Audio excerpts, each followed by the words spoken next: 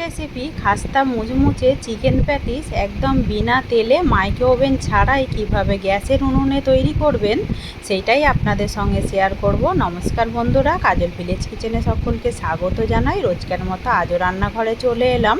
আজকের রেসিপিটা প্রথম থেকে লাস্ট পর্যন্ত দেখার অনুরোধ রইল। তো চলুন তাহলে শুরু করা যাক। জন্য এখানে একটা থালা নিয়ে নিলাম, আর এখানে এক বাটি মতো ময়দা নিয়ে নিয়েছি, এক বাটি বলতে পারো। তো ময়দাটাকে থালার মধ্যে ঢেলে নেব। এর মধ্যে স্বাদ মতো লবণ বা মাপ মতো লবণ, আর দেব সাদা তেল ময়মের জন্য 4 চামচের মতো। তো যে চায়ের চামচ হয় সেই চামচে 4 চামচ মতো দিয়ে দিলাম সাদা তেল। দিয়ে এবারে খুব ভালো করে ময়মটা দিয়ে দিতে হবে। ময়ম যত ভালোভাবে দেওয়া হবে তাতে করে কিন্তু প্যাটিসগুলো খুব দারুণভাবে ভালো খাস্তা হবে আর একদম মুচমুচেও হবে। একবার এইভাবে বাড়িতে প্যাটিস করে দেখবেন, একদম দোকানের খাওয়ার কথাই ভুলে যাবেন। আমি আজকে একদম মাইক্রো ওভেন ছাড়াই কিভাবে গ্যাসের উনুনেই করবেন সেইটাই আপনাদের সঙ্গে শেয়ার করব। তো এইভাবে হাত দিয়ে ঘষে ঘষে একটু ময়মটাকে দিয়ে দিতে হবে খুব ভালো করে। ময়মটাকে খুব ভালো করে হাত দিয়ে ঘষে ঘষে দিয়ে দিলাম। যত ভালো করে কিন্তু ময়ম দেওয়া হবে ততই কিন্তু প্যাটিসটা খাস্তা মুচমুচে হবে। আর এই দেখুন, মুটে করলে পরে একেবারে মুঠো হয়ে যাচ্ছে, আর হালকা করে ভাঙলেই কিন্তু বালির মতো ভেঙে যাবে। তখনই বুঝতে পারবেন ময়মটা কিন্তু বেশ ভালোভাবে হয়েছে।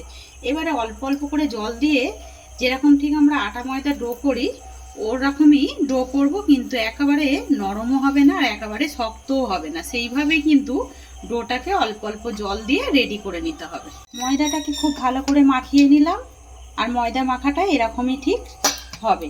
এবারে এটাকে আমি ঢাকা দিয়ে এখন রেস্টের জন্য রেখে দেব। এইদিকে কড়াটা বেশ ভালোভাবে গরম হয়ে গেছে। দিয়ে দেবো এবারে সাদা তেল। খুব বেশি দেবেন না, এরকম 2 চামচের মতোই সাদা তেল দিতে হবে। কড়াটা প্রচুর গরম হয়ে গেছে, তাই জন্য তেলটাও কিন্তু বেশ গরম হয়ে গেছে। দিয়ে দেবো একটা, এখানে পেঁয়াজকে এইভাবে আমি টুকরো করে কেটে রেখেছি, কেটে রাখা পেঁয়াজ। একটা বড় সাইজের পেঁয়াজ দিয়ে দিলাম।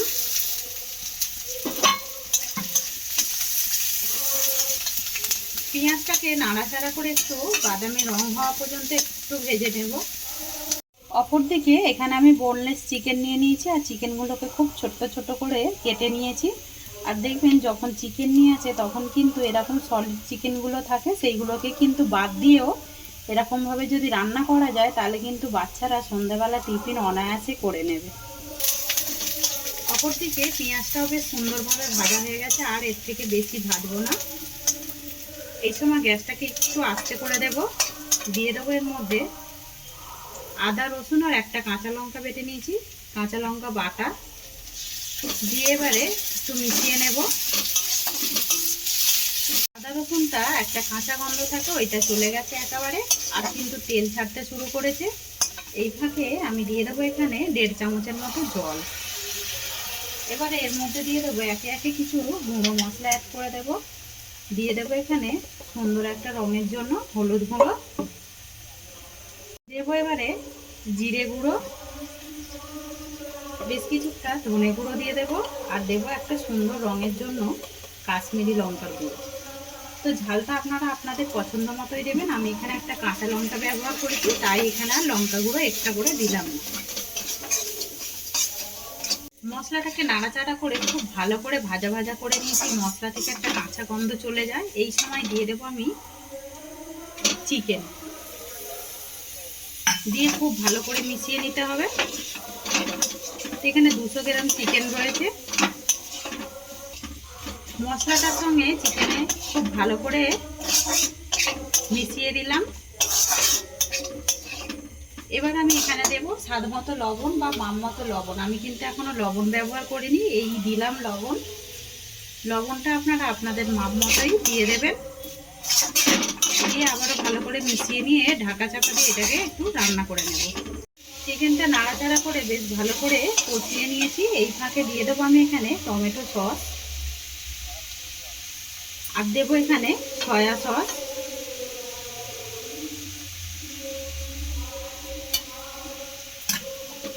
দিয়ে এবারে খুব ভালো করে মিশিয়ে নেব। এতে করে কিন্তু চিকেন প্যাটিসগুলো টেস্টটা কিন্তু দারুণ আসবে।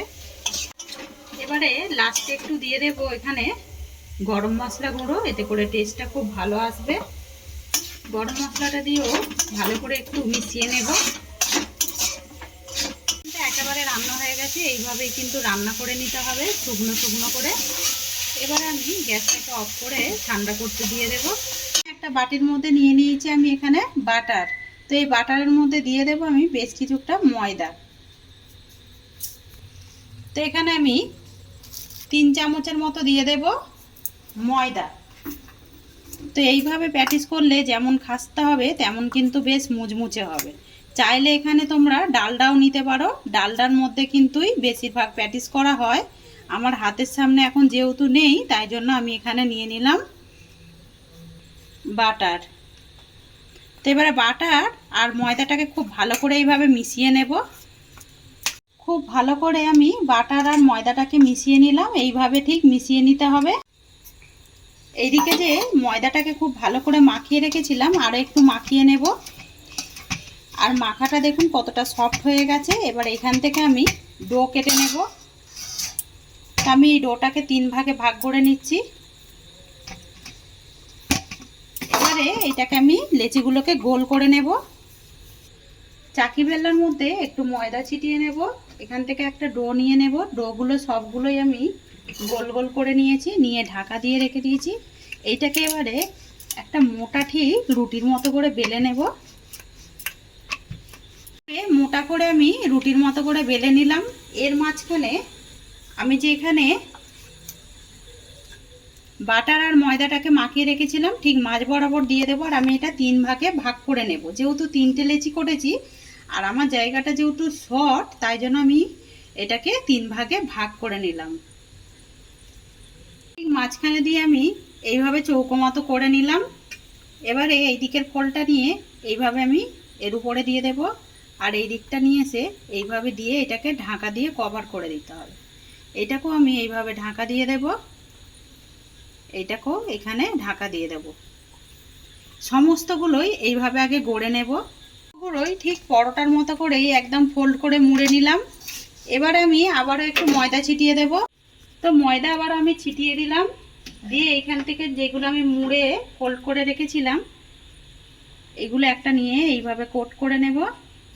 দিয়ে ঠিক আস্তে আস্তে এটাকে খুব চাপ দিয়ে বেলবো না, আগে এইভাবে আমি একটু প্রেস করে ঠিক বাটারটাকে চৌদিকে আমি ফেলে দেবো। এইভাবে একেবারে যদি চেপে বেলতে যাই তাতে করে কিন্তু এটা ফেটে যাবে। এবার আমি এটাকে পরোটার মতো আস্তে আস্তে বেলে নেব। এবারে এইটাকে সাইড দিয়ে আমি এইভাবে একটু কেটে দেব। আমি ঠিক একটা রুটির মতো চৌকো যেরকম পরোটা হয় সেইভাবে বেলে নিয়েছি।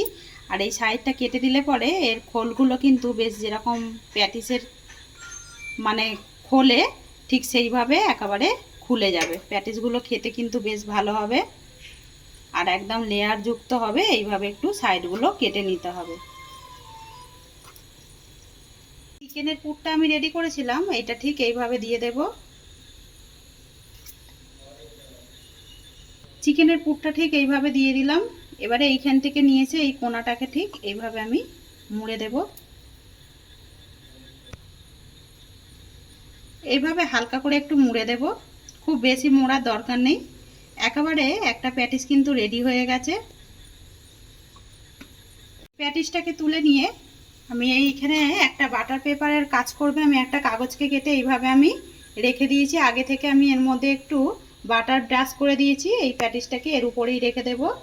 সমস্ত প্যাটিসগুলোকেই একইভাবে আমি আগে গড়ে নেব। সমস্ত প্যাটিসগুলোই আমি গড়ে নিলাম। আর আমি এর মধ্যে 3টে দিয়েছি, 3টেই এর মধ্যে ঠিকঠাকভাবে হবে। অপর দিকে আমি একটা কড়া রেখে দিয়েছি, কড়ার মধ্যে দিয়ে দেবো একটা স্ট্যান্ড। এবার আমি এই প্যাটিসগুলো যে গড়ে রেখেছিলাম এই প্যাটিসের থালাটা ঠিক মাঝ বরাবর এইভাবে দিয়ে দেব। আমি গ্যাসটাকে এখন জোর অবস্থা দিয়েই আমি এইটাকে 5 মিনিট আগে রান্না করে নেব। তো এখানে আমি 5 মিনিট হাই ফ্লেমে গরম করে নিলাম, যাতে করে সমস্ত কড়া প্যাটিসগুলো দেখুন ঠিকঠাকভাবে গরম হয়ে যায়, তাই জন্যই করে নিলাম। এবারে আমি একদম আস্তে করে দেব, দিয়ে ওপর থেকে আমি এখানে বাটার দিয়ে দেবো যাতে করে সুন্দরভাবে এর একটা কালার আসে। আর দেখুন প্যাটিসগুলোর কতটা সুন্দর, এই সময়তেই কিন্তু একটা রং আসছে। এভাবে আমি প্যাটিসের গায়ে বাটার লাগিয়ে দেব। সমস্ত প্যাটিসগুলোর গায়ে বেশ ভালো করে বাটার লাগিয়ে দিলাম। আমি এবারে আবারও ঢাকা দিয়ে দেবো এটাকে। এবারে আমি এটাকে 25 মিনিট মতো লো টু মিডিয়ামে রান্না করে নেব। 25 মিনিট পর পুরো ফিরে এলাম। 25 মিনিট পর দেখুন প্যাটিসগুলো কতটা সুন্দর মানে ভাজা হয়ে গেছে দেখুন। তো এইভাবেই লো টু মিডিয়ামে এই সময় গ্যাসটাকে আমি অফ করে দেব আর এইগুলোকে তুলে নেব। প্যাটিসগুলোর কত সুন্দর রং এসেছে আর একদম বিনা তেলেই ধরতে পারেন, বিনা তেলে ভেজেই আজকে আমি প্যাটিস আপনাদের সঙ্গে মানে মাইক্রো ওভেন ছাড়াই আজকে বলেছিলাম তৈরি করব। তো সেইভাবেই আজকে তৈরি করলাম। আর প্যাটিসগুলো দেখুন ওপরে বাটার দেবার কারণে সুন্দর একটা রং এসেছে আর সাইডগুলো এরকমই লেয়ার যুক্ত হয়েছে। আর এইগুলো কিন্তু বেশ খাস্তা মুচমুচে হয়েছে। তো আজকের রেসিপি আপনাদের কীরকম লাগলো কমেন্ট করে জানাবেন। যদি ভালো লেগে থাকে একটা লাইক করে দেবেন, বন্ধুদের সঙ্গে শেয়ার করবেন আর এই ছোট্ট চ্যানেলটিকে সাবস্ক্রাইবার করে নেবেন। আমার এরকম নিত্য নতুন রান্নার জন্য পাশে থাকা বেল আইকনটি প্রেস করবেন। সবাই ভালো থাকবেন, সুস্থ থাকবেন। ধন্যবাদ। আবারও নতুন রেসিপি নিয়ে ফিরে আসবো। আজকের মতো এই পর্যন্ত।